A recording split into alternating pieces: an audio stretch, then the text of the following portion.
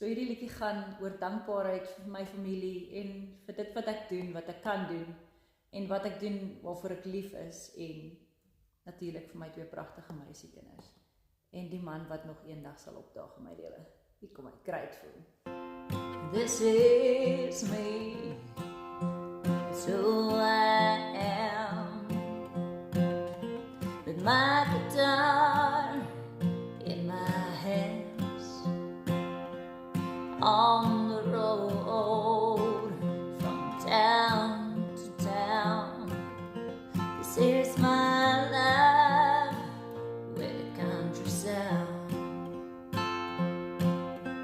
I wouldn't give it up for nothing, don't want it any other way.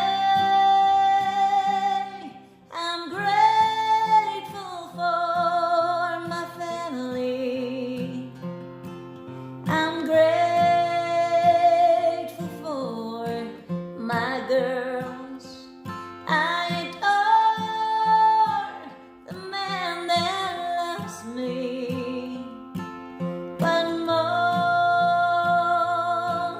of all, I love them all.